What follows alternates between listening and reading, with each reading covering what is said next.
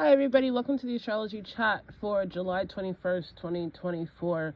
So this is the video for the full moon in Capricorn / Aquarius.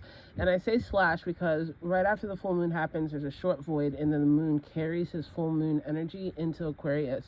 And so the keys for really understanding and accepting and utilizing this full moon is understanding that some things just need to end.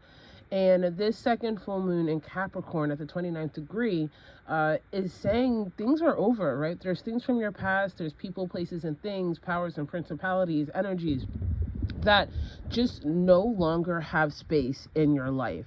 And this is one of those like buckle up kids, you're grown now type of energies. And it's not in a sense to like chastise you for your past, but to remind you that you don't need to stay there. And the more that you allow yourself to just seal the door on the past, the more you can be in your future. And sealing the door on your past doesn't mean that you don't integrate your shadow, doesn't mean you don't heal, it doesn't mean that you don't engage in accountability. Actually, it's the opposite. It's an awareness that to be where you are right now means that you have left where you were. And in that present, you can't keep going to the past to have a future.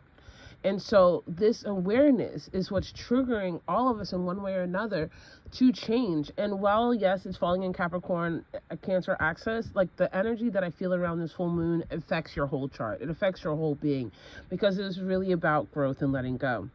The moon in Capricorn makes a conjunction to Pluto retrograde. And Pluto retrograde is serious, right? This is Pluto retrograde that is on the cusp, right?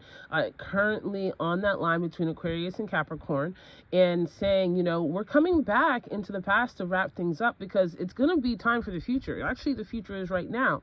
We also have a trine to Mars that says, you know, get to work, do the connections, do the growth that you need to have.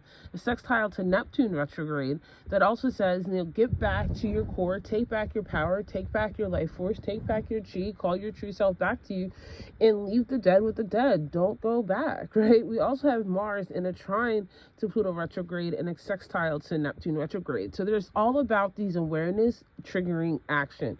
It's not just let me mull about it anymore, especially since, and I keep saying this to you guys, Saturn is going to be going into Aries, right? And we have some major changes. We already have Jupiter that has moved into Gemini. So there's a lot of growth, right? There's a lot of growth. There's a lot of opportunities. There's a lot of ways to connect to new people, but you can't do that if you're holding on to the past.